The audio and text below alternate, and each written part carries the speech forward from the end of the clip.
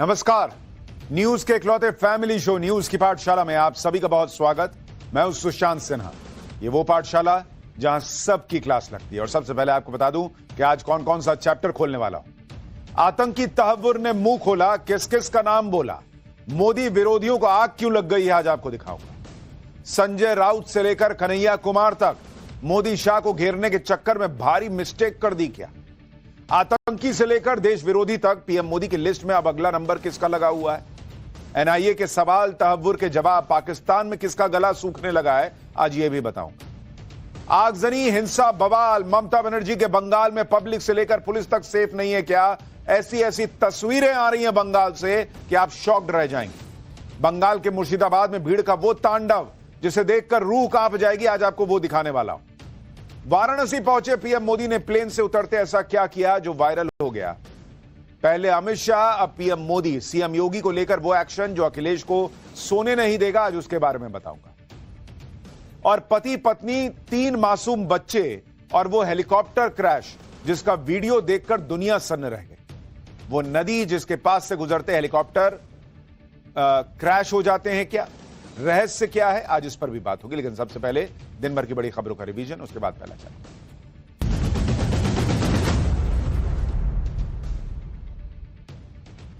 वक्फ संशोधन बिल के विरोध में आज देश भर के कई शहरों में प्रदर्शन हुआ है। मुंबई के भायखला में काली पट्टी लगाकर प्रदर्शन हुआ, जिसके बाद पुलिस ने एआईएमआईएम के नेता वारिस पठान समेत कई लोगों को हिरासत में ले लिया। वहीं लखनऊ में all India Muslim personal law board के सदस्य मौलाना कल्बे जव्वाद की अगुवाई में प्रदर्शन हुआ, जबकि श्रीनगर में प्रदर्शन कर रहे पीडीपी कार्यकर्ताओं को पुलिस ने पार्टी दफ्तर पर ही रोक दिया। आगरा में पुलिस की सतर्कता से दंगे फैलाने की बड़ी साजिश नाकाम हो गई।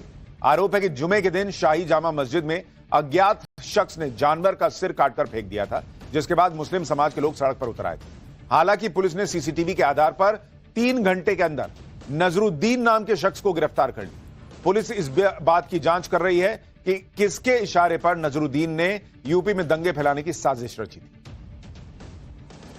कोलकाता में आज टीचर्स भर्ती घोटाले के मामले में नौकरी गंवाने वाले लोगों ने जबरदस्त प्रदर्शन किया। नौकरी खोने वाले लोगों ने सॉल्ट लेक इलाके से एसएससी दफ्तर तक मार्च निकाला और एसएससी दफ्तर का घेराव किया। प्रदर्शनकारियों ने ममता सरकार के खिलाफ भी नारेबाजी की। ये प्रदर्शनकारियों की बहाली की मांग के साथ एसएससी परीक्षा की ओएमआर शीट को सार्वजनिक करने की मांग कर रहे थे। मध्य प्रदेश के धार में प्लास्टिक पाइप बनाने वाली कंपनी में भीषण आग लग गई। आग लगने के बाद पूरे इलाके को खाली कराना पड़ा। फायर ब्रिगेड की 10 गाड़ियां, dumper, JCB machine, Poclain machine को आग बुझाने के काम में लगाया गया और तब जाकर 8 घंटे के बाद आग पर काबू पाया गया। आप तस्वीरें देखिए कितनी भयानक आग। पीथमपुर के इंडस्ट्रियल एरिया में हुए इस अग्निकांड में करोड़ों का नुकसान हुआ।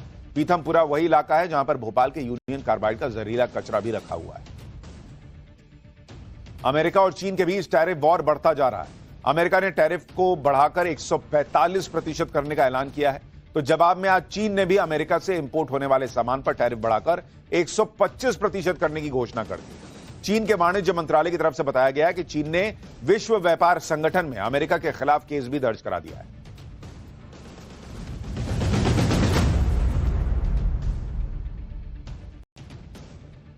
तो ये हो गया दिन भर का रिवीजन। अब पाठशाला की पहली क्लास। आतंकी तहव्वुर ने मुंह खोला, किस किस का नाम बोला, मोदी विरोधियों को आग क्यों लग गई है। संजय राउत से लेकर कन्हैया कुमार तक मोदी शाह को घेरने के चक्कर में भारी मिस्टेक कर दी क्या। आतंकी से लेकर देश विरोधी तक पीएम मोदी की लिस्ट में अगला नंबर किसका लगा हुआ है। और एनआईए के सवाल, तहव्वुर के जवाब, पाकिस्तान तक में किसका गला सूखने लगा है। सबसे पहले इसका चैप्टर।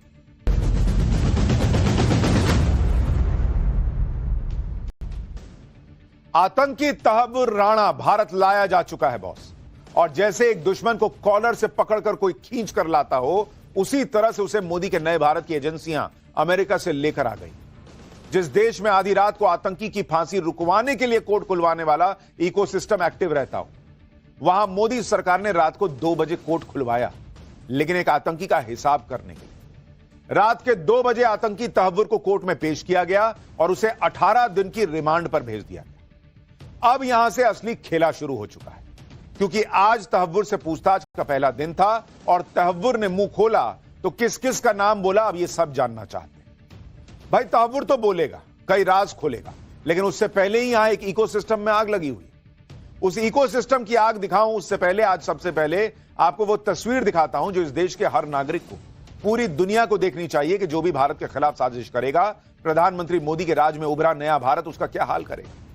यह तस्वीर आतंकी तहव्वुर राणा की है, जिसे बेड़ियों में जकड़कर देश की सुरक्षा एजेंसियां अमेरिका से भारत लेकर आई।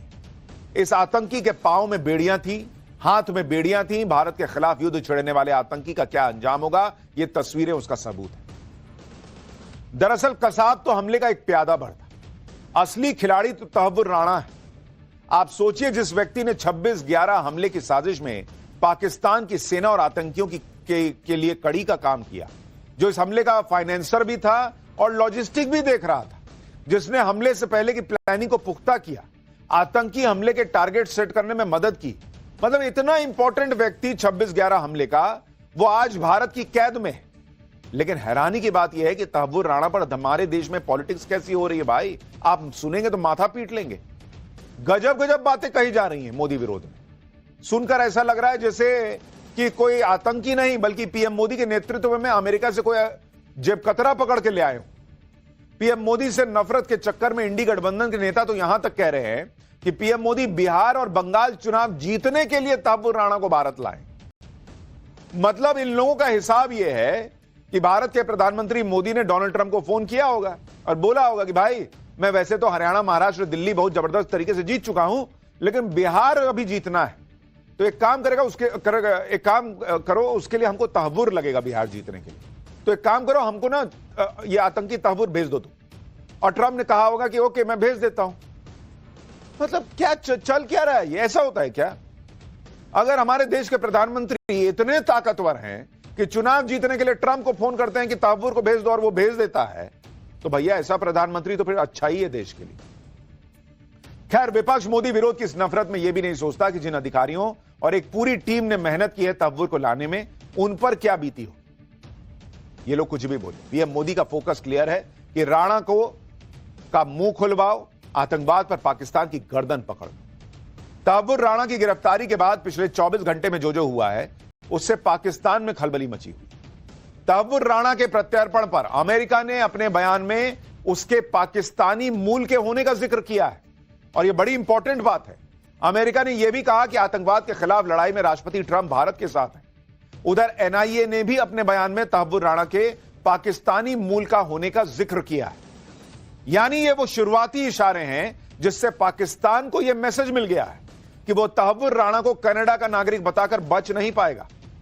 अमेरिका से लेकर भारत तक उसे याद दिला रहे हैं कि ये तुम्हारे पाकिस्तान के मूल का नागरिक था भाई। और पाकिस्तान तहव्वुर राणा से अपना पीछा नहीं छुड़ा पाएगा, यह क्लियर हो रहा है, क्योंकि उसकी कुंडली खुलेगी तो पाकिस्तान का नंबर तो आएगा। तहव्वुर राणा ने जांच में क्या क्या खुलासा किया है, वो कौन सा बयान जिससे पाकिस्तान फंस जाएगा, तहव्वुर राणा को लेकर एनआईए कहां कहां जाने वाली है, आतंकी तहव्वुर ने मुंह खोला तो किस किस का नाम बोला, और मोदी विरोध में कैसी पॉलिटिक्स हो रही है, आज ये सब आपको इस चैप्टर में दिखाऊंगा।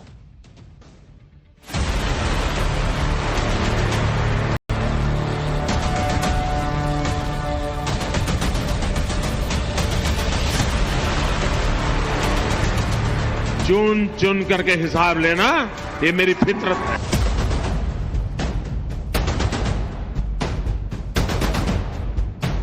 तो राणा को लाया है, अच्छी बात है, लेकिन अब राणा फेस्टिवल मत करिए। हमें पूरा भरोसा है ये राजनीति कर रहे हैं और बिहार चुनाव से पहले राणा को फांसी पर लटका देंगे। ये लोग जो हैं सिर्फ और सिर्फ इंतजार करते हैं कि कौन सा टाइम ऐसा होगा जब हमें इसका लाभ होगा, लाएंगे। किसको लाया गया है? अच्छा, मुझे आप पूछे तो हमको लगा कि 15 लाख रुपया खाते में आ गया, आप इसकी बात कर रहे हैं। यूपीए के दौरान में एनआईए का गठन हुआ। इसलिए मुबारक हो कि किसी को तो लाई।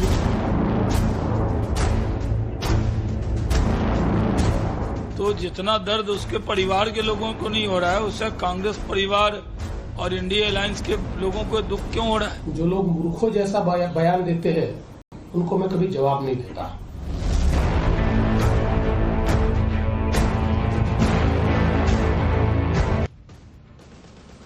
तहव्वुर राणा से एनआईए क्या क्या सवाल कर रही है, पहले दिन जांच में तहव्वुर राणा ने किस किस का नाम ले दिया है, इसकी कहानी आगे बताऊंगा। लेकिन आप पहले देखिए कि इस देश में पॉलिटिक्स किस लेवल पर चली गई। पीएम मोदी की नीयत को लेकर कांग्रेस नेता सवाल उठा रहे हैं। विपक्षी नेताओं को यह पच नहीं रहा कि तहव्वुर राणा को लाने का क्रेडिट प्रधानमंत्री मोदी को कैसे दिया जा रहा है। अरे भाई, तो उनके राज्य में आया तो क्रेडिट क्या कीजिएगा, राहुल गांधी को दे दीजिएगा। इसी वजह से इंडी गठबंधन के नेता बौखलाहट में जो मन में आ रहा है बोल रहे हैं। कोई कह रहा है कि बीजेपी तहव्वुर राणा फेस्टिवल कर रही है, कोई कह रहा है कि बिहार चुनाव में फायदा बीजेपी को मिल जाएगा, बिहार चुनाव से पहले तहव्वुर को फांसी से बीजेपी को फायदा होगा, कोई कह रहा है कि सफलता यूपीए सरकार की वजह से मिली, किसी ने कह दिया कि राणा आ गया 15 लाख रुपए नहीं आए, कोई कह रहा है कि तहव्वुर राणा को लाना कोई बड़ी बात है ही नहीं। मतलब आस पड़ोस में कुछ लोग होते हैं जो आपकी सफलता से खींचे रहते हैं, चिड़े रहते हैं। इसमें क्या है, बेटा आईएएस बन गया तो बन गया, इसमें क्या है, टॉपर रहे तो क्या है, ये नहीं करके दिखा रहा वो। यही खींच है विपक्ष की, क्योंकि वो पीएम मोदी को राजनीतिक तौर पे तो हरा नहीं पा रहे। तो इस बौखलाहट में लगातार चुनाव हारने की ये टेंशन है कि इतने सारे नैरेटिव बनाने के बाद भी जनता का भरोसा पीएम मोदी पर बना हुआ है। तहव्वुर राणा के भारत आने पर कांग्रेस नेताओं के बयान सबसे ज्यादा चौंकाने वाले, और उसमें भी कन्हैया कुमार सबसे आगे दिख रहे हैं। कन्हैया कुमार वही जेएनयू वाले जो अब आजकल पहले लेफ्ट में होते थे, वामपंथी थे, अब जाके कांग्रेस से सट गए क्योंकि वहां दुकान चली नहीं। जब कन्हैया कुमार से तहव्वुर राणा के भारत आने पर सवाल पूछा गया तो कन्हैया राणा में नहीं बोल रहे हैं, कन्हैया कुमार ने अमित शाह पर हमला बोल दिया। कह रहे हैं कि अमित शाह को लाज है, थोड़ी भी आंख में शर्म है, बेटे को आईसीसी का चेयरमैन बनवा दिया। तहव्वुर राणा पे सवाल हो रहा है, कन्हैया कुमार जवाब दे रहे हैं अमित शाह और अमित शाह के बेटे पे। जरा एक बार सुनिए, फिर लाज और शर्म कन्हैया कुमार को क्यों आनी चाहिए, जरा वो बताओ। कमाल है लेकिन नहीं अमित शाह कह रहे हैं, अमित शाह को लाज लगता है, अमित शाह को लाज नहीं लगता है ना, थोड़ा सा भी लाज है उस आदमी को, है? अपने बेटा को बीसीसीआई का सेक्रेटरी बना दिया, अभी आईसीसी का चेयरमैन बना दिया है, लाज है उसको। थोड़ा ना कम से कम ना लोगों के अंदर ना आंख में ना लाज शर्म होना चाहिए। मुद्दा दिन भर भटकाते रहना, कभी इधर कभी उधर, कभी वक्फ बोर्ड तो कभी कुछ तो कभी कुछ। एक चीज, एक डिलीवरी बताइए जो एनडीए सरकार ने किया हो, जिसपे जो है उसको लगातार इस देश के लोगों ने वोट दिया। क्या महंगाई कम हो गई है? कन्हैया कुमार पूछ रहे हैं कि अमित शाह में लाज है, बेटे को आईसीसी का चेयरमैन बनवा दिया। ये जेएनयू के पढ़े हुए हैं, सोचिए आपका हमारा कितना पैसा बर्बाद किए। इनको यह भी नहीं पता कि आईसीसी का चेयरमैन ऐसे फोन उठा के बोल देने से कोई नहीं बन जाता है। आईसीसी के अलग अलग देश जो हैं वो सदस्य हैं और वो चुनते हैं चेयरमैन को। और अगर बेटे को कोई भी कुछ भी बनवा सकता है तो एक बेटा तो आपकी पार्टी में भी है जो प्रधानमंत्री नहीं बन पा रहा, जो कुछ नहीं बन पा रहा है आगे जाकर। यही ना बीजेपी कहती है कि उनका राहुल गांधी का रॉकेट ही लॉन्च नहीं हो रहा है, तो उनको भी बनवा के दिखाइए। तहव्वुर राणा को भारत लाया जाना पूरे देश की कामयाबी है, लेकिन कन्हैया कुमार को इसमें अमित शाह की चाल दिख रही है कि वो मुद्दों से भटका रहे हैं। इसके लिए कन्हैया कुमार ने कह दिया कि अमित शाह को लाज आनी चाहिए। लेकिन कन्हैया कुमार के इस बयान से इंडी गठबंधन में ही लड़ाई शुरू हो गई। शिवसेना उद्धव गुट की नेता प्रियंका चतुर्वेदी ने कहा कि कन्हैया कुमार का बयान ठीक नहीं है। कन्हैया कुमार की टिप्पणी दुर्भाग्यपूर्ण और निराशाजनक है। कन्हैया को अपनी बातों पर ध्यान देना चाहिए, कन्हैया को अपना बयान वापस लेना चाहिए। यानी वो उद्धव ठाकरे की पार्टी जो इस मामले में अलग तरीके से सवाल पूछ रहे, वो भी कन्हैया कुमार के बयान को सही नहीं मान रहे। और कन्हैया कुमार का हाल ऐसा है कि जाना था जापान, पहुंच गए चीन। पूछा गया तहव्वुर राणा पर, कन्हैया अलग ही सुर लगा बैठे। जिस लाज और शर्म की बात कन्हैया कुमार कर रहे हैं, क्या वो खुद शर्मिंदा फील करते हैं? भाई लोग तो ये भी चर्चा कर रहे हैं कि जो इंसान भारतीय सेना पर छिछले आरोप लगा सकता है, तब कन्हैया कुमार को लाज नहीं आई थी जब भारतीय सेना पर बेहद आपत्तिजनक आरोप लगाते थे और कहते थे कि भारतीय सेना जो है वो कश्मीर में महिलाओं के साथ रेप करती है, तब लाज नहीं आ रही थी इनको। सुनिए, आपको उनका बयान याद दिलाता हूं। यूनिवर्सिटी कैंपस का काम है क्रिटिकल थॉट को डेवलप करना, लेकिन हम जब क्रिटिकल थॉट को डेवलप करते हैं तब हमारे ऊपर रिस्ट्रिक्शन डाले जाते हैं। लेकिन मैं यहाँ से कह देना चाहते हूँ कि तुम लाख कोशिश कर लो, हम ह्यूमन राइट वायलेशन पे बोलेंगे, हम आफ्सपा के खिलाफ बोलेंगे, हम सैनिकों का सम्मान करते हुए इस बात को बोलेंगे कि कश्मीर के अंदर महिलाओं का बलात्कार किया जाता है सुरक्षा। तब लाज नहीं आई थी जब आर्मी को कह रहे थे कि वो महिलाओं का बलात्कार करती है कश्मीर के अंदर? कन्हैया कुमार को तब भी लाज नहीं आई थी क्या जब जेएनयू के अंदर भारत तेरे टुकड़े होंगे इंशाअल्लाह इंशाअल्लाह के नारे लगे थे, तब लाज आई थी कि नहीं आई थी? कन्हैया कुमार इसी तरह से सनसनी बटोरते हैं। उसी तरह से तहव्वुर राणा के सवाल पर अमित शाह पर हमला करना भी उनकी पॉलिटिक्स है। उनको लग रहा है कि किसी बड़े आदमी को टारगेट करूंगा तो मैं भी बड़ा हो जाऊंगा। कांग्रेस में शामिल होने के बाद कन्हैया कुमार कई बार बहक चुके हैं। आज राहुल गांधी को जननायक बताने वाले कन्हैया कुमार कभी कांग्रेस को लपेटते थे। कन्हैया ने कहा था कि देश को बर्बाद करने के लिए एक ही कांग्रेस काफी है। तब लाज नहीं आई जब वही उसी कांग्रेस की गोद में जाके बैठे और वो पार्टी ज्वाइन की। सुनिए कन्हैया कुमार का पुराना बयान। उनको पहचानना पड़ेगा कि देश के अंदर रूलिंग क्लास कौन है। एनएसवाई के एक कैंडिडेट आते हैं और कहते हैं बर्बाद गुलिस्तान करने को। सही कहा साथी, बर्बाद हिंदुस्तान करने को एक ही कांग्रेस काफी था।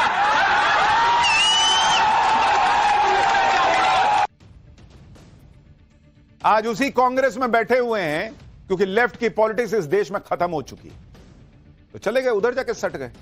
इसमें लाज नहीं आई। क्या कांग्रेस पर दिए गए इस बयान पर कन्हैया को लाज नहीं आती? लोग तो यह भी चर्चा कर रहे हैं कि कन्हैया ने जेएनयू जैसी यूनिवर्सिटी में पढ़ाई की। क्या कन्हैया ने यही सब सीखा? लोग पूछ रहे हैं कि कन्हैया ने जेएनयू का नाम खराब कर दिया क्या? क्योंकि जो नेता ये कह रहे हैं कि बिहार में सड़कें इसलिए बनाई जा रही हैं कि बिहार का पानी लूटा जा सके, तो क्या ही पढ़ाई किए होंगे जेएनयू में? मतलब उनके हिसाब से सड़क इसलिए बनाई गई ताकि पानी बिहार का लूटा जा सके। सुनिए कन्हैया का वो बयान। भारतमाला प्रोजेक्ट क्यों बन रहा है, किसके लिए बन रहा है? बिहार में जब कुछ है ही नहीं तो रोड क्यों बन रहा है?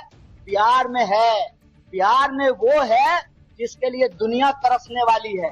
बिहार में है पानी, और पानी याद कीजिएगा मेरा यह बात, एक प्रेस कॉन्फ्रेंस याद कीजिएगा, आज बोल रहे हैं पानी पेट्रोल से भी ज्यादा कीमती होना है, क्योंकि पेट्रोल पीने से प्यास नहीं बुझती है। पानी की जरूरत सबको है। दुनिया में जिस तरह से पानी खत्म हो रहा है, दुनिया भर के पूंजीपतियों और कारोबारियों की नजर बिहार की पानी पर है। ये इनकी समझ है बॉस कि सड़कें इसलिए बन रही हैं ताकि बिहार का पानी लूटा जा सके। क्या बोलिएगा, इतना पैसा लगता है जेएनयू में टैक्स पेयर का, उससे ये प्रोडक्ट निकल रहा है कि सड़कें इसलिए बनती हैं ताकि वहां पानी लूटा जा सके। कन्हैया कुमार अकेले नेता नहीं है जो तहव्वुर राणा के प्रत्यर्पण पर मोदी सरकार पर निशाना साध रहे हैं। एक तरफ प्रियंका चतुर्वेदी कन्हैया कुमार के बयान की निंदा कर रही, दूसरी तरफ उन्हीं की पार्टी के नेता संजय राउत तहव्वुर राणा के मुद्दे पर बीजेपी और सरकार की नीयत पर सवाल उठा रहे हैं। संजय राउत कह रहे हैं कि तहव्वुर राणा के जरिए बीजेपी राजनीतिक फायदा उठाना चाहती है। तहव्वुर को बिहार चुनाव के समय फांसी दी जाएगी जिससे बीजेपी को फायदा होगा। मतलब इस देश में अदालतें बीजेपी के हिसाब से चलेंगी कि एक काम कीजिए, इतने दिन में लोअर कोर्ट में कर दीजिए, फिर हाई कोर्ट, फिर सुप्रीम कोर्ट, और बिहार के पहले दे दीजिएगा फांसी। क्या मतलब कुछ भी। इसी तरह की बात अखिलेश यादव के नेता अबू आजमी भी कर रहे हैं। जरा दोनों को सुनिए एक बार। तो राणा को लाया है, अच्छी बात है, लेकिन अब राणा फेस्टिवल मत करिए। हमें पूरा भरोसा है ये राजनीति कर रहे हैं और बिहार चुनाव से पहले राणा को फांसी पर लटका देंगे और पूरे देश में डंका पिटाएंगे, देखो राणा को हमने फांसी दी। अरे भाई, कुछ राष्ट्रहित की बातें होती है, सुरक्षा की बात होती है, गंभीरता से लेना। तो राणा को लाया है, अच्छी बात है, लेकिन अब राणा फेस्टिवल मत करिए। हमें पूरा भरोसा है ये राजनीति कर रहे हैं और बिहार चुनाव से पहले राणा को फांसी पर लटका देंगे और पूरे देश में डंका पिटाएंगे, देखो राणा को हमने फांसी दी। अरे भाई, कुछ राष्ट्रहित की बातें होती है, सुरक्षा की बात होती है, गंभीरता से लेना। तो राणा को लाया है, अच्छी बात है, लेकिन अब राणा फेस्टिवल मत करिए। हमें पूरा भरोसा है ये राजनीति कर रहे हैं और बिहार। ये जो बीजेपी है ना, वो हर चीज चुनाव से जोड़ती है। ये लोग जो हैं सिर्फ और सिर्फ इंतजार करते हैं कि कौन सा टाइम ऐसा होगा जब हमें इसका लाभ होगा, लाएंगे। एक एक चीज को वेटिंग पे रखा हुआ है ना। बीजेपी हर चीज को इलेक्शन में यूज करती है। आप कुछ पूछ लीजिए, बीजेपी देश में हिंदू मुस्लिम करके वोट लेना चाहती है, बीजेपी झूठ भर के वोट लेना चाहती है। ये सारी चीजें सिर्फ और सिर्फ इलेक्शन से जोड़ी जा रही है। विपक्ष के नेताओं के ऐसे ऐसे बयान सुनकर किसी को भी हंसी आ जाएगी कि पीएम मोदी को चुनाव जीतने के लिए अब एक आतंकी की जरूरत पड़ रही है, और वो भी वो आराम से कह रहे हैं कि एक काम करो ट्रंप, भेज दो आतंकी को, मुझे बिहार जीतना, और उन्होंने भेज दिया। अजीबो गरीब लॉजिक चल रहा है। अभी हाल ही में पीएम मोदी के चेहरे पर बीजेपी दिल्ली चुनाव जीती, तो क्या किसी आतंकी को फांसी देकर जीती? क्या महाराष्ट्र में जीती, हरियाणा में जीती, लगातार तीसरी बार लोकसभा चुनाव जीती, क्या यह सब आतंकी को फांसी देकर जीती? क्या ये सब जानते हैं कि पीएम मोदी को चुनाव जीतने के लिए आतंकी का सहारा लेने की जरूरत नहीं है। काम पर वोट मिल जाता है। तिकड़म लगाने की जरूरत विपक्षी की पार्टियों को पड़ रही है, जो राज्य दर राज्य चुनाव हार रहे हैं। अगर किसी को चुनाव में चमत्कार की सबसे ज्यादा जरूरत है तो वो कांग्रेस को है, इंडी गठबंधन की अलग अलग पार्टियों को है। जो विपक्ष के नेता आज आतंकी की फांसी को चुनाव से जोड़ रहे हैं, वो शायद ये भूल गए हैं कि इस देश में आतंकियों के नाम पर कैसे कैसे राजनीति हुई। खुद को आतंकियों का हमदर्द बताने की रेस लगती थी। वोट बैंक के लिए बड़े बड़े आतंकियों के नाम के आगे जी लगाया जाता था। और क्या किसी आतंकी को फांसी देने से वोट मिल जाता है क्या? इस थ्योरी का फैक्ट चेक करके आपको बताता हूं। भाई अभी इसी 26/11 का एक आतंकी कसाब, उसको फांसी हुई थी। आपको याद होगा कसाब को फांसी हुई थी। कसाब को फांसी कब हुई? कसाब को फांसी हुई थी जब हुई थी 21 नवंबर 2012। तब कसाब को फांसी हुई थी। यूपीए की सरकार थी उस वक्त। नवंबर 2012 से फेब 2013 के बीच, इसके बीच कसाब की फांसी के बाद 4 चुनाव हुए। 4 चुनाव हुए और उसमें कांग्रेस, जिसके राज में कसाब को फांसी हुई थी, उस 4 में से 3 चुनाव हारी। तो अगर किसी आतंकी को फांसी दे देने भर से अगर वोट मिलने लगते तो क्यों हारी? भाई दिसंबर 2012 में गुजरात हारी और उसके बाद त्रिपुरा और नागालैंड हारी। त्रिपुरा और नागालैंड हारी। ये 2013 में ये दोनों हारे और ये 12 में। तो क्यों 3 चुनाव हार गए आप? अगर कसाब को फांसी देने के बाद आपको वोट क्यों नहीं मिला? पूछिए। इंडी गठबंधन की कोशिश यही है कि तहव्वुर राणा के प्रत्यर्पण का क्रेडिट कहीं से मोदी को ना मिल जाए और इसके लिए पूरा इकोसिस्टम सक्रिय हो गया है। कांग्रेस के नेता तो बयान दे ही रहे हैं। वो नेता भी बोल रहे हैं जो पहले कांग्रेस में थे, जैसे कपिल सिब्बल कह रहे हैं कि तहव्वुर राणा को भारत लाने की बुनियाद तो यूपीए सरकार ने रखी। सुनिए कपिल सिब्बल को। यूपीए सरकार को मुबारकबाद देना चाहता हूं तो उन्होंने प्रयास करके, डिप्लोमेटिकली प्रयास करके, एनआई की इन्वेस्टिगेशन टीम भेज के, अरेस्ट वारंट इशू करके, चार्जशीट फाइल करके आगे इसको बढ़ाया और अपनी सरकार को मैं मुबारक देना चाहता हूं कि उनके भी जो एफर्ट्स हैं उनको सक्सेस मिली और आज तहव्वुर राणा यहां है। मतलब जिस राज्य में अभी नरेंद्र मोदी की सरकार में तहव्वुर राणा लाया गया, ट्रंप से बात हुई, उसके बाद यह सब हुआ, उन नरेंद्र मोदी को, उनकी सरकार को कोई क्रेडिट नहीं लेना चाहिए। लेकिन इनके समय में कुछ प्रयास भी हुआ था जिसका कोई रिजल्ट नहीं आया, वो क्रेडिट कांग्रेस को जरूर मिल जाना चाहिए। कांग्रेस के कुछ नेता तो तहव्वुर राणा पर सेंटिमेंटल भी होते दिख रहे हैं। पृथ्वीराज चव्हाण जो महाराष्ट्र के मुख्यमंत्री रह चुके हैं, वो तहव्वुर राणा को इंसाफ का अधिकार देने की बात कर रहे हैं। पृथ्वीराज चव्हाण कह रहे हैं कि जैसे कसाब को वकील दिया गया था, वैसे ही राणा को भी वकील मिले और पूरे लीगल प्रोसेस के साथ उसे सजा दी जाए। भारत में कंगारू कोर्ट नहीं चलेगा। सुनिए पृथ्वीराज चव्हाण को। हमारी मांग है कि जिस तरह से अजमल कसाब के खिलाफ पूरे भारत के कानून के अंतर्गत जो पूरा मुकदमा चला है, कसाब को पूरा अपना बचाव करने का, अपने वकील देने का पूरा अधिकार था, उसने वकील दिए, उसको पूरा अपील करने का मौका मिला हाई कोर्ट में, फिर सुप्रीम कोर्ट में, उसके बाद उसको सजा हुई। तो इसी तरह से राणा का जब ट्रायल होगा, उसका जब मुकदमा चलेगा, तो इसी तरह से उसको पूरा कानूनी तरीके से अधिकार देकर उसको जो भी सजा हो उसको स्वीकार करना पड़ेगा। हमारे देश में कंगारू कोर्ट नहीं चलेगा। कांग्रेस के नेता का बयान सुनिए। ऐसा लग रहा कि कहीं तहव्वुर राणा निर्दोष ना हो, उसको गलत तरीके से फांसी वासी ना हो जाए। अरे भाई, सब प्रक्रिया से ही होगा। उसको अमेरिका में ऑलरेडी सजा हो चुकी है। दोषी है वो, आरोपी नहीं है। ये नैरेटिव सेट करने की कोशिश की जा रही है कि यूपीए सरकार मुंबई हमले के आरोपियों को सजा दिलाने में कितनी एक्टिव थी। लेकिन इसका एक और पहलू भी है। अगर कांग्रेस और यूपीए सरकार इतने ही गंभीर थे तो इस तरह की खबरें नहीं छपी होती। 2008 में मुंबई हमले के बाद एक खबर छपी थी जिसमें कहा गया था कि मुंबई अटैक के दौरान राहुल गांधी दिल्ली में पार्टी कर रहे थे। यह खबर एक प्रतिष्ठित अखबार में छपी थी। अब आप सोचिए कि कांग्रेस देश की सुरक्षा और आतंकवाद के मुद्दे पर कितनी गंभीर थी। कोई कन्हैया कुमार से पूछे, लाज आती है कि नहीं ऐसे रिपोर्ट्स देखकर। आप यह भी देखिए कि मुंबई अटैक के बाद भारत पर बहुत दबाव था कि वो पाकिस्तान को मुंहतोड़ जवाब दे। जनता की तरफ से प्रेशर बढ़ रहा था कि पाकिस्तान से बदला लिया जाए, लेकिन तत्कालीन प्रधानमंत्री मनमोहन सिंह ने ऐसा कुछ नहीं किया। मुंबई अटैक के एक साल बाद ही 2009 में काउंसिल फॉर फॉरेन रिलेशन के कार्यक्रम में शामिल होने के लिए मनमोहन सिंह वॉशिंगटन गए थे। वहां पर मनमोहन सिंह से यही सवाल किया गया था कि दबाव के बाद भी पाकिस्तान पर एक्शन नहीं लिया, क्या यह ठीक फैसला था? इस पर मनमोहन सिंह ने खुद कहा कि उन्होंने दबाव का सामना किया और पाकिस्तान पर एक्शन नहीं लिया और यह एकदम सही फैसला था। सुनिए तब के प्रधानमंत्री। Well, let me say there was enormous pressure on me at that time. I resisted that pressure, and I think the decisions that I and our government took was unbalanced.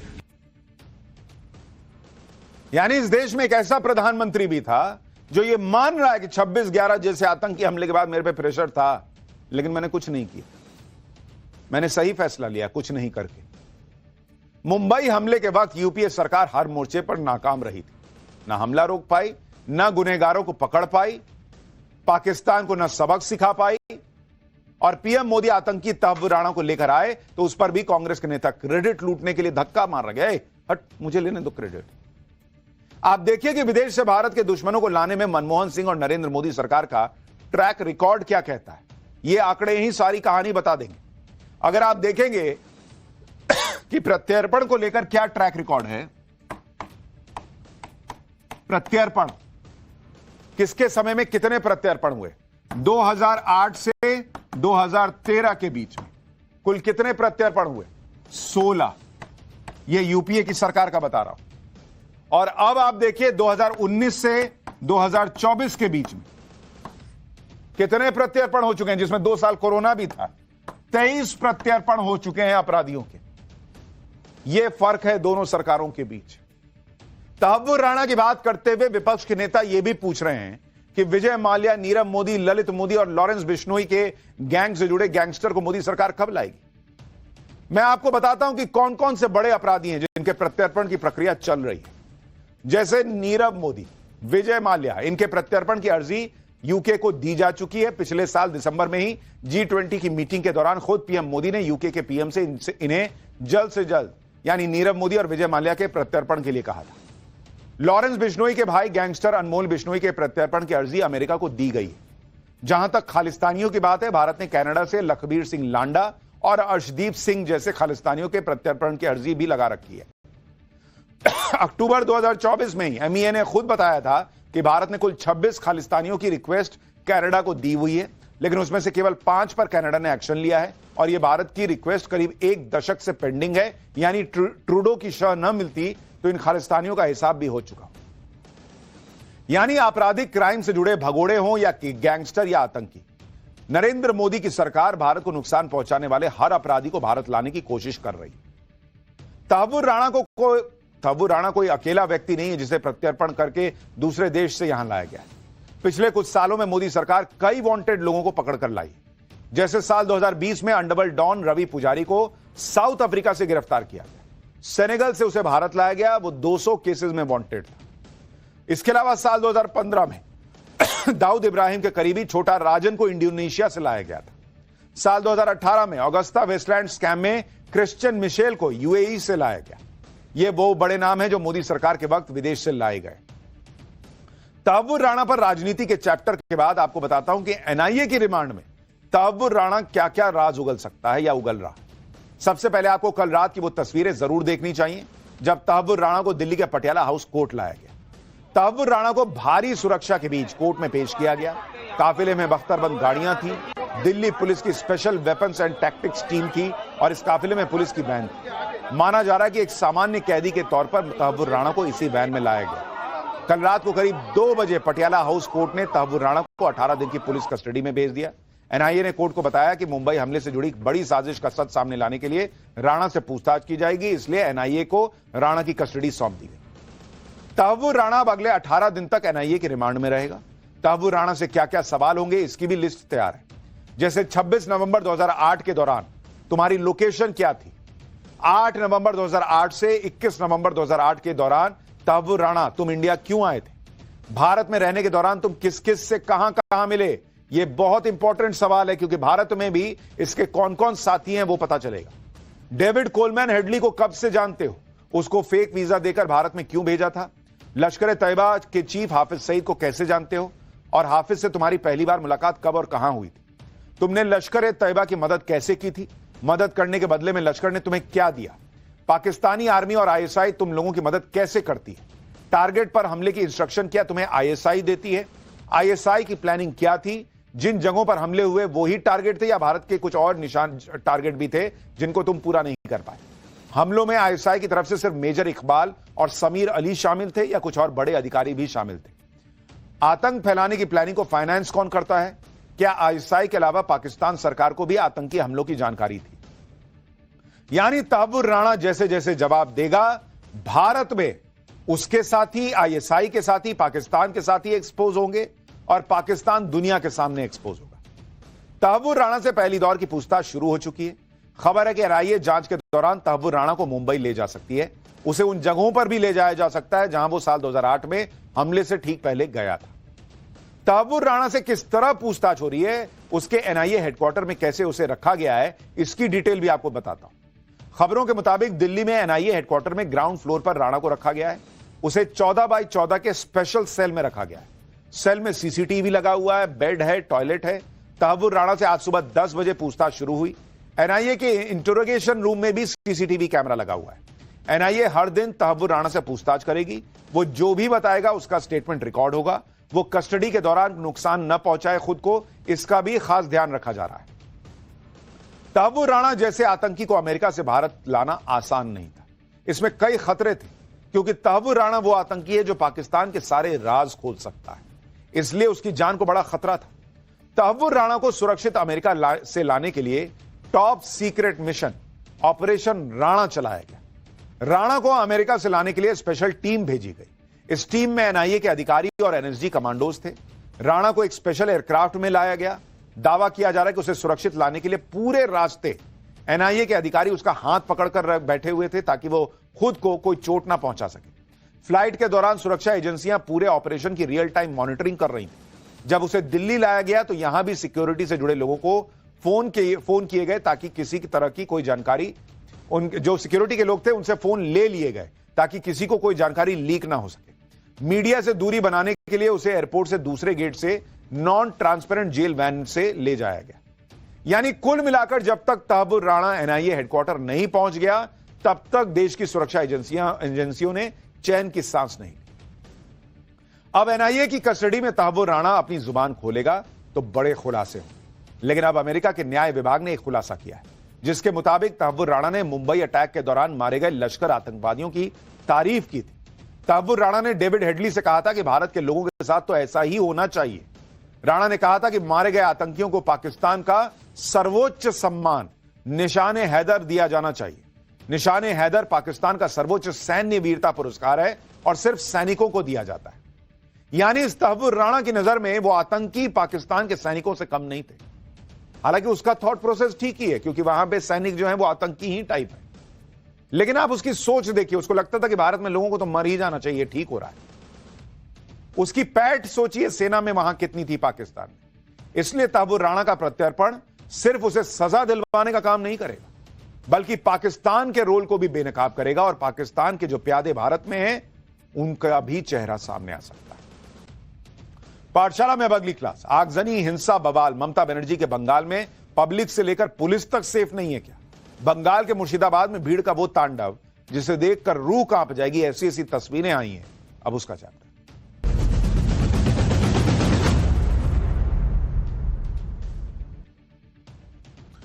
वक्फ संशोधन कानून को इंडी गठबंधन ने पीएम मोदी के खिलाफ नया हथियार बना लिया है। वक्फ संशोधन कानून के खिलाफ हो रहे प्रदर्शन का केंद्र पश्चिम बंगाल बनता जा रहा है, जहां सीएम ममता बनर्जी की नाक के नीचे वक्फ कानून के नाम पर आगजनी हो रही। बीजेपी तो दावा कर रही है कि पश्चिम बंगाल को ढाका बनाने की कोशिश शुरू हो गई है। बीजेपी आरोप लगा रही है और यह दावे इसलिए हो रहे हैं क्योंकि वक्फ कानून के विरोध में हो रहे हिंसक प्रदर्शनों को ममता सरकार का मौन समर्थन मिल रहा है। यह भी आरोप लग रहा है। जैसे आप देखिए, एक तरफ सड़क पर आगजनी, तोड़फोड़ और बवाल का सिलसिला लगातार बंगाल में जारी है। वक्फ की आड़ में भगवा झंडों और हिंदुओं को टारगेट करने का आरोप लग रहा है। ममता के मंत्री इस आग में घी डालने का काम कर रहे हैं, यह भी बीजेपी आरोप लगा रही है। और बीजेपी दावा कर रही है कि बंगाल में कानून का राज खत्म हो चुका है। बंगाल कैसे वक्फ कानून के खिलाफ विरोध प्रदर्शन का एपिसेंटर बनता जा रहा है, यह आज आपको विस्तार से बताऊंगा। लेकिन पहले बंगाल की क्या हालत हो गई, कैसे वहां हिंसा हो रही है, उसकी एक झलक देखिए।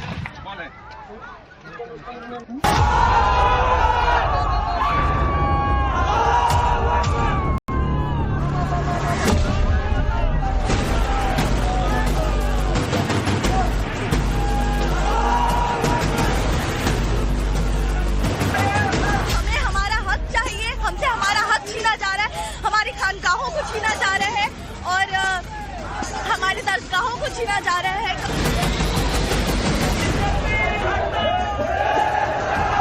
हिंदू मुस्लिम विरोध कर रहे हैं, समाज में दंगा लगा रहे हैं, देश में विभाजन कर रहे हैं। इस विभाजन के खिलाफ डॉक्टर बी आर अम्बेडकर के संविधान के ऊपर आस्था लेने के लिए हम लोग ये प्रोटेस्ट चला रहे हैं।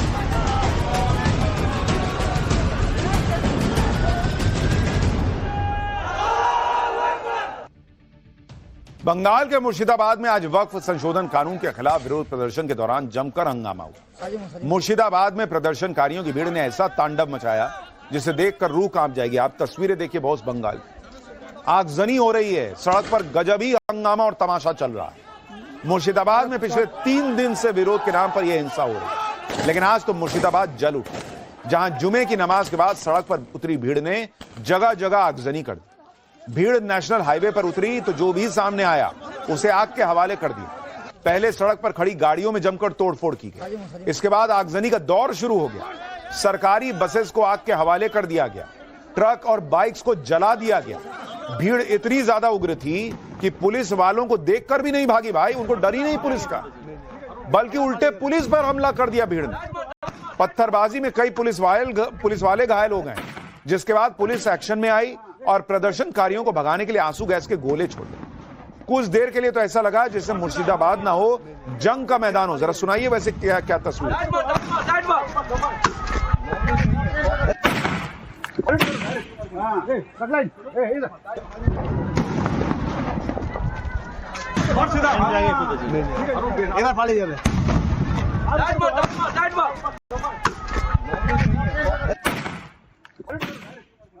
तस्वीरें देख रहे हैं आप, लग रहा है पता नहीं बंगाल है कि कहीं बॉर्डर पे जंग छिड़ी हुई। हर तरफ आगजनी और गोलियों की आवाज, जो आंसू गैस के गोले छोड़े जा रहे हैं उनकी आवाज, इस तरह से पूरा इलाका दहल उठा। सबसे ज्यादा तनाव शमशेरगंज, सूती और धुलिया इलाके में। इन इलाकों में पुलिस की तैनाती बढ़ा दी गई है। झारखंड बॉर्डर को पूरी तरह से सील कर दिया गया है। पाकुड़ से जो रोड बंगाल जाती है उस पर नाकेबंदी कर दी गई। मुर्शिदाबाद में नेट बंद कर दिया गया है, यानी इंटरनेट बंद कर दिया गया है और इलाके में तनाव की स्थिति बनी। ममता बनर्जी के बंगाल में वक्फ कानून के खिलाफ प्रदर्शनकारी ज्यादा ही जोश में दिख रहे हैं। पुलिस का भी डर नहीं है ऐसा लग रहा है। ममता बनर्जी के मंत्री भी लोगों को भड़काने में कोई कोर कसर नहीं छोड़ रहे। ममता सरकार में मंत्री सिद्दीकुल्ला चौधरी ने वक्फ कानून वापस नहीं होने पर कोलकाता को ठप कर देने की धमकी दे दी। 10-10 हजार लोगों की भीड़ इकट्ठा करके चक्का जाम करने की चेतावनी दे रहे हैं। सुनिए कैसे वक्फ बिल के नाम पर भड़काने का खेल चल रहा है और खुद ममता सरकार के मंत्री कर रहे हैं। কলকাতাকে যদি বলতাম জ্যাম করব তো 50টা জায়গায় 2000 করে বসে যেতাম, সেটা এখন হয়নি, পরে কিন্তু হবে। বলে করব, বলে প্রথমে জেলাকে একটু টাইট করি, তারপরে কলকাতার 50টি জায়গায় 10,000 হলে কত লাগবে, বাস এরা আসবে কলকাতায় বসে চিড়ে গুড় পানি বাতাসা মুড়ি খাবে আর একটু বসবে, কিচ্ছু করতে হবে না। यानी ममता बनर्जी के ही मंत्री कानून व्यवस्था को चुनौती दे रहे हैं। सिद्दीकुल्ला चौधरी तो यहां तक दावा कर रहे हैं कि वक्फ संशोधन कानून के विरोध में जो कुछ हो रहा है उससे ममता बनर्जी बहुत खुश हैं। सुनिए आप। मुख्यमंत्री ऑफिस থেকে ফোন এসেছিল করে এইসব সমাবেশ থেকে তিনিও সন্তুষ্ট। ममता बनर्जी के मंत्री के बयान से तो यही लग रहा है जैसे बंगाल में जो विरोध प्रदर्शन के नाम पर चल रहा है ममता बनर्जी का सपोर्ट उसे हासिल है। वो खुद ही कह रहे हैं, अमित मालवीय ने वीडियो ट्वीट किया है कि भाई उसमें वो सुनाई दे रहे हैं, कह रहे हैं कि भाई सीएम ऑफिस खुश है, संतुष्ट है। बीजेपी भी यही आरोप लगा रही है कि प्रदर्शनकारियों को मुख्यमंत्री ममता बनर्जी का बैकअप मिला हुआ है। 3 दिन पहले ही ममता बनर्जी ने बंगाल के मुसलमानों को भरोसा दिलाया है कि उनकी सरकार वक्फ की संपत्तियों को बचाएगी। उसी के बाद से बंगाल में हिंसा की खबरें आ रही हैं। बंगाल में मचे हंगामे की एक और तस्वीर देखिए। वीडियो में दिख रहा है कि भीड़ बस पर लगे भगवा झंडे को जबरदस्ती उतरवा रही है और वहां कुछ पुलिस वाले भी खड़े हैं। वीडियो में बस ड्राइवर के चारों तरफ ढेर सारे मुसलमान प्रदर्शनकारी दिख रहे हैं जो वक्फ कानून के खिलाफ नारे लगा रहे हैं। जब ड्राइवर भगवा झंडा हटाता है तो प्रदर्शनकारी खुशी से चिल्लाते हैं। सुनिए एक बार।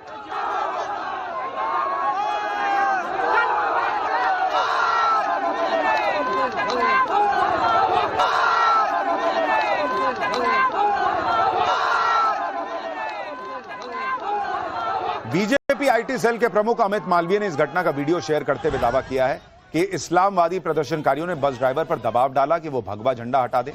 उन्होंने ट्वीट करके दावा किया कि एक बस ड्राइवर जो अपना काम कर रहा था उसे कथित तौर पर दबाव डालकर भगवा झंडा हटाने के लिए मजबूर किया, वो भी पुलिस की मौजूदगी में। अमित मालवीय ने आरोप लगाया कि और ममता बनर्जी से सवाल पूछा कि क्या पश्चिम बंगाल में हिंदू होना गुनाह हो गया है। इस घटना पर कोलकाता पुलिस कमिश्नर कह रहे हैं कि जांच की जा रही है और जो भी दोषी होगा उसके खिलाफ सख्त एक्शन होगा। लेकिन बीजेपी कह रही है कि यह सब खुद सीएम ममता बनर्जी करवा रही है। लोग पूछ रहे हैं कि दोषी होगा, इसमें कौन नहीं दिख रहा है? कैमरे पे तो सब दिख रहे हैं, कहां दोषी को ढूंढने में दिक्कत क्या आ रही है?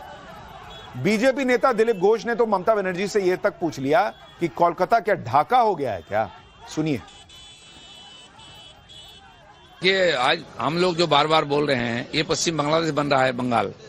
यहाँ हमास का झंडा, फिलिस्तीन की झंडा दिखाई देगी, पाकिस्तान की झंडा दिखाई देगी, सीरिया की झंडा, आईएस का झंडा दिखाई देगा, लेकिन रामनवमी का झंडा गाड़ी से उतार दिया जाएगा। कोलकाता क्या पाकिस्तान बांग्लादेश ढाका हो गया क्या? सीरिया अफगानिस्तान हो गया क्या? ममता बनर्जी यही करना चाहती है। हम इस बार बंगाल में जो रामनवमी का इतना बड़ा बड़ा शोभा यात्रा निकला, इसी का डर से इसका खिलाफ ये सब हुआ है। बीजेपी लगातार ऐसे वीडियोस जारी कर रही है जिसमें प्रदर्शनकारियों की भीड़ उत्पात मचाती दिख रही है, जिनके आधार पर बीजेपी दावा कर रही है कि ममता के राज में अब हिंदू सुरक्षित नहीं रहा। बीजेपी नेता अमित मालवीय ने बंगाल का एक और वीडियो शेयर किया जिसमें कुछ मुस्लिम युवक एक कार को तोड़ते दिख रहे हैं। वीडियो में कुछ पुलिस वाले दिखते हैं जो हमलावरों को रोकने की नाकाम कोशिश कर रहे हैं। बीजेपी नेता दावा कर रहे हैं कि यह वीडियो सांतरागाछी का है। वक्फ विरोध के बहाने हिंदुओं की कारों को तोड़ा जा रहा है। अमित मालवीय ने वीडियो ट्वीट करते हुए दावा किया कि जिन गाड़ियों पर महादेव के स्टिकर लगे हैं उन्हें खास तौर पर निशाना बनाया जा रहा है और यह सब ममता बनर्जी की अगुवाई में हो रहा है। बंगाल में वक्फ कानून के विरोध में हो रहे प्रोटेस्ट का एक सेंटर कोलकाता भी बना हुआ है। वक्फ संशोधन कानून के खिलाफ कोलकाता की आलिया यूनिवर्सिटी के छात्र सड़कों पर उतरे, हाथों में बैनर पोस्टर लेकर रैली निकाली गई। कानून को संविधान विरोधी बताते हुए जमकर नारेबाजी की गई और कानून को वापस लेने की मांग की गई। पुलिस ने छात्रों को रोकने के लिए बैरिकेडिंग लगाई थी, लेकिन प्रदर्शनकारियों पर इसका कोई असर नहीं हुआ। प्रदर्शनकारियों ने बड़े आराम से बैरिकेडिंग पार की और कोलकाता के सबसे महत्वपूर्ण चौराहे 7 पॉइंट को कुछ देर के लिए जाम कर दिया। हालांकि प्रदर्शन कर रहे छात्रों से जब पूछा गया कि बिल का विरोध कर क्यों रहे, तो सीधा जवाब किसी के पास नहीं था। सुनिए जरा छात्रों को। क्योंकि हमें हमारा हक चाहिए, हमसे हमारा हक छीना जा रहा है, हमारी खानकाहों को छीना जा रहा है और हमारे दरगाहों को छीना जा रहा है। हिंदू मुस्लिम विरोध कर रहे हैं, समाज में दंगा लगा रहे हैं, देश में विभाजन कर रहे हैं। इस विभाजन के खिलाफ डॉक्टर बी आर अम्बेडकर के संविधान के ऊपर आस्था लेने के लिए हम लोग ये प्रोटेस्ट चला रहे हैं। मुस्लिम लोगों को तोड़ने के लिए, मुस्लिम लोगों को जलील करने के लिए ये जो केंद्र सरकार है एक एक्ट पास किया है, इससे हम लोगों का बहुत दिक्कत होगा। क्या दिक्कत होगा, कैसे होगा, कुछ नहीं पता। मुसलमान को जलील करने के लिए हो रहा है। इसके पहले मतलब जब तक वक्फ एक्ट नहीं चेंज हुआ था तो मुसलमान जो है वो 7वें आसमान पे था, इसका मतलब। खैर, पाठशाला में अगली क्लास। वाराणसी पहुंचे पीएम मोदी ने प्लेन से उतरते ऐसा क्या किया जो वायरल हो गया? पहले अमित शाह, पीएम मोदी, सीएम योगी को लेकर वो एक्शन जो अखिलेश यादव को सोने नहीं देगा क्या? अब इसका चैप्टर।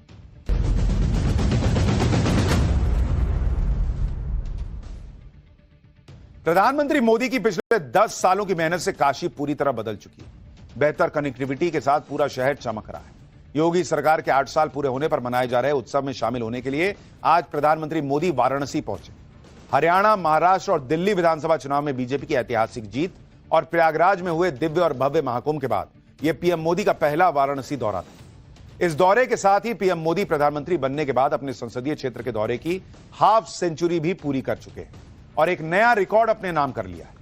नरेंद्र मोदी ऐसे पहले प्रधानमंत्री बन गए हैं जिन्होंने अपने संसदीय क्षेत्र का 50 बार दौरा किया। बीजेपी का दावा है कि इससे पहले देश के प्रधानमंत्री रहे किसी भी नेता ने अपने संसदीय क्षेत्र का 50 बार दौरा नहीं किया।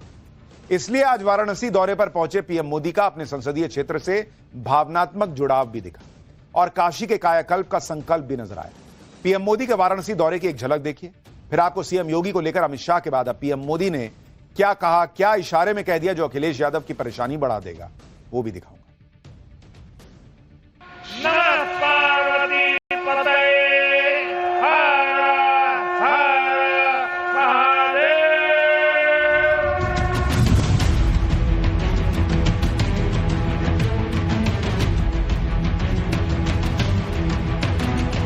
काशी के हमारे परिवार के लोगन के हमार प्रणाम। आज काशी सिर्फ पुरातन नहीं, मेरी काशी प्रगतिशील भी है।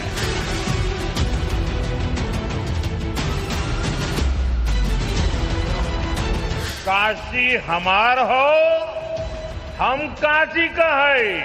काशी ने पिछले 11 वर्ष में बदलती हुई इस काशी को देखा है।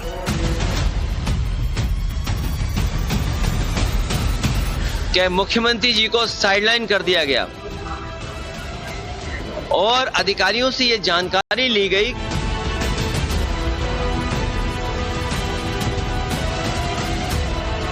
का सिद्धांत है परिवार का साथ, परिवार का विकास।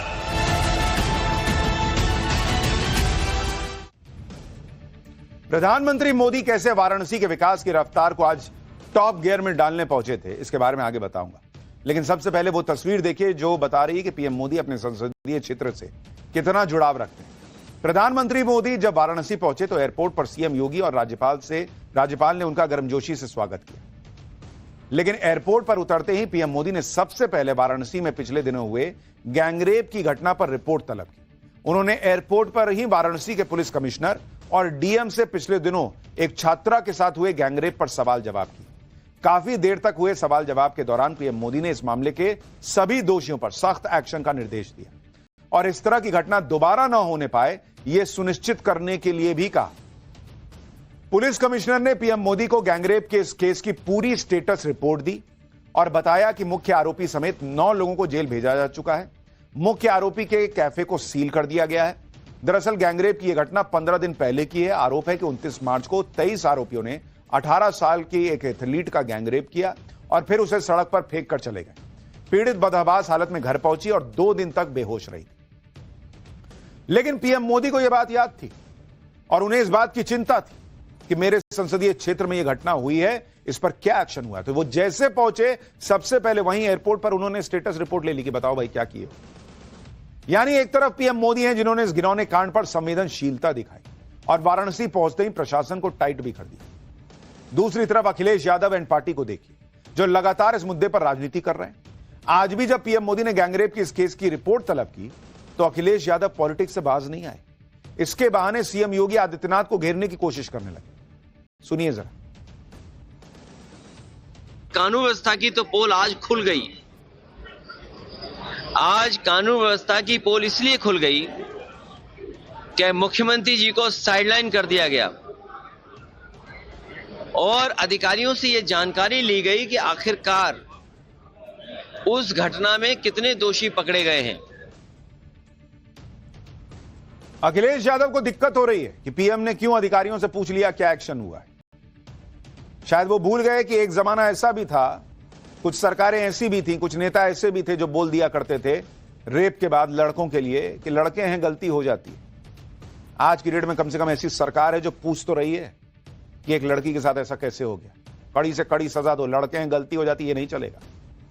जो अखिलेश यादव सोते जागते केंद्र में पीएम मोदी और यूपी में सीएम योगी की डबल इंजन सरकार के पटरी से उतरने के सपने देख रहे हैं, उनके सारे सपने आज नरेंद्र मोदी के वाराणसी दौरे से टूटते लगे। क्योंकि आज पीएम मोदी के वाराणसी दौरे में सीएम योगी के साथ उनकी शानदार केमिस्ट्री फिर नजर आई। योगी आदित्यनाथ ने पीएम मोदी को कमल छतरी गिफ्ट में दी और पीएम मोदी ने खुद अपने हाथों से मंच पर ही सीएम योगी के हाथ में मौजूद कमल छतरी से कमल के फूल को खिलाकर दिखाया और इशारा कर दिया कि 2027 में भी यूपी में कमल की बागडोर योगी आदित्यनाथ के हाथ में ही रहने वाली है। यह गिफ्ट पीएम मोदी के लिए बेहद खास था क्योंकि इसे वाराणसी की रजिस्टर्ड जीआई टैग वाली काष्ठा कला से तैयार किया गया। यह जीआई टैग क्या होता है, जिसमें पीएम मोदी की पहल पर यूपी नंबर 1 हो चुका है, यह भी आगे बताऊंगा। लेकिन पहले यह देखिए कि आज भी वाराणसी के विकास के लिए पीएम मोदी ने कैसे खजाना खोल दिया। पीएम मोदी ने वाराणसी को 3,884 करोड़ रुपए की 44 परियोजनाओं की सौगात दी। आज पीएम मोदी ने 1,629 करोड़ रुपए के 19 परियोजनाओं का उद्घाटन भी किया। इसमें जल जीवन मिशन से जुड़ी 345 करोड़ की 130 ग्रामीण पेयजल योजनाएं शामिल है। 50,000 घरों के 3,25,000 लोगों को पीने का साफ पानी मिल रहा है। वहीं पीएम मोदी ने 2,255 करोड़ रुपए की 19 परियोजनाओं का शिलान्यास किया। इससे पहले पिछले 11 सालों में वाराणसी को स्वास्थ्य, पर्यटन, कनेक्टिविटी के लिए 50,000 करोड़ रुपए से अधिक की परियोजनाओं की सौगात मिल चुकी है। जो जाता है वाराणसी वो खुद ही कहता है भाई कि भाई एकदम पलट गई है तस्वीर, वाराणसी चमक गया है। इंफ्रास्ट्रक्चर से जुड़ी ये परियोजनाएं वाराणसी को कनेक्टिविटी, शिक्षा, स्पोर्ट्स के मामले में देश के सबसे विकसित शहरों में लाकर खड़ा कर देंगे। साथ ही वाराणसी में कारोबार के भी नए पंख लगे। पीएम मोदी ने भी कहा कि काशी अब भविष्य को उज्जवल बनाने की दिशा में कदम बढ़ा चुकी है। पूर्वांचल के आर्थिक नक्शे का केंद्र बन चुकी है काशी। 10 सालों में अपने संसदीय क्षेत्र में हुए विकास पर पीएम मोदी ने क्या कहा, एक बार सुनिए। पिछले 10 वर्षों में बनारस के विकास ने एक नई गति पकड़ी है। काशी ने आधुनिक समय को साधा है, विरासत को संजोया है और भविष्य को उज्जवल बनाने की दिशा में मजबूत कदम रखे हैं। आज काशी सिर्फ पुरातन नहीं, मेरी काशी प्रगतिशील भी है। काशी अब पूर्वांचल के आर्थिक नक्शे के केंद्र में है। प्रधानमंत्री मोदी ने जब वहां से चुनाव लड़ा था तो किसी ने सोचा नहीं था कि काशी का ऐसा कायाकल्प हो जाएगा जो उन्होंने करके दिखाया। पाठशाला में अगला चैप्टर, पति पत्नी 3 मासूम बच्चे और वो हेलीकॉप्टर क्रैश जिसका वीडियो देखकर दुनिया सन्न रह गई। वो नदी जिसके पास से गुजरते हेलीकॉप्टर क्रैश हो जाते हैं, क्या रहस्य क्या है, अब इसका चैप्टर। न्यूयॉर्क में हुए इस हेलीकॉप्टर हादसे में एक हंसता खेलता पूरा परिवार खत्म हो गया। 3 छोटे बच्चे भी इस हेलीकॉप्टर में सवार थे। ये लोग छुट्टी मनाने न्यूयॉर्क गए थे और हेलीकॉप्टर राइड से पहले की तस्वीर है ये। इसमें पूरा परिवार न्यूयॉर्क की हडसन नदी के हेलीपैड पर दिखाई दे रहा है। इन लोगों ने सोचा भी नहीं होगा कि इनकी जिंदगी की ये आखिरी तस्वीर होने वाली है। ये परिवार किसका था? ये दुनिया की सबसे बड़ी ऑटोमेशन कंपनी में एक सिमेंस के सीईओ ऑगस्टिन एस्कोबार और उनका परिवार था। ऑगस्टीन के बच्चों की उम्र मात्र 4 साल, 5 साल और 11 साल की थी। यह परिवार स्पेन का रहने वाला था। ऑगस्टीन अपने बच्चों को न्यूयॉर्क शहर की हेलीकॉप्टर राइड करवाना चाहते थे, लेकिन यह भयानक हादसा हो गया और इसमें परिवार के साथ हेलीकॉप्टर का 36 साल का पायलट भी मारा गया है। आगे बढ़ने से पहले आपको यह भी जानना चाहिए कि हादसा अचानक हुआ कैसे। दरअसल ऑगस्टीन के परिवार ने दोपहर करीब 3 बजे न्यूयॉर्क के हेलीपैड से हेलीकॉप्टर में उड़ान भरी। इसके बाद दोपहर करीब 3:15 बजे जॉर्ज वॉशिंगटन ब्रिज पहुंचने के बाद अचानक हेलीकॉप्टर नीचे की तरफ गिरने लगा और लोअर मैनहट्टन इलाके में हडसन नदी में क्रैश हो गया। क्रैश से पहले हेलीकॉप्टर का जो पिछला हिस्सा था और जो रोटर, जिसको पंखा कहते हैं, वो अलग हो गए। इस हादसे के बाद 4 लोगों की मौके पर ही मौत हो गई, जबकि 2 लोगों की मौत अस्पताल पहुंचने के बाद। दरअसल हडसन नदी पर जो हादसा हुआ उसमें कनाडा की बेल कंपनी का 206 ट्विन ब्लेड हेलीकॉप्टर शामिल था। यह हेलीकॉप्टर सिंगल इंजन और ट्विन इंजन दोनों वेरिएंट में आता है। इस बेल 206L मॉडल में 6 लोगों के बैठने की क्षमता होती है। यह हेलीकॉप्टर आग बुझाने और इमरजेंसी रेस्क्यू में काम आता है। आपको जानकर हैरानी होगी कि बेल हेलीकॉप्टर से अब तक दुनिया भर में 4,900 हादसे हो चुके हैं, जिसमें 1,660 लोगों की मौत हो चुकी है। यानी यह कंपनी अपने हादसों को लेकर पूरी दुनिया में बदनाम है। इस बेल कंपनी का दूसरा हैरान करने वाला फैक्ट यह भी है कि इसके हेलीकॉप्टर हादसों में भारत के 2 बड़े नेताओं की जान जा चुकी है। आंध्र प्रदेश के पूर्व सीएम वाईएसआर रेड्डी, जिनकी 2009 में मौत हुई थी, वो भी बेल कंपनी के ही हेलीकॉप्टर में थे, और दूसरे नेता पूर्व लोकसभा अध्यक्ष जीएमसी बालयोगी। इन दोनों नेताओं की मौत बेल कंपनी के हेलीकॉप्टर में ही हुई थी।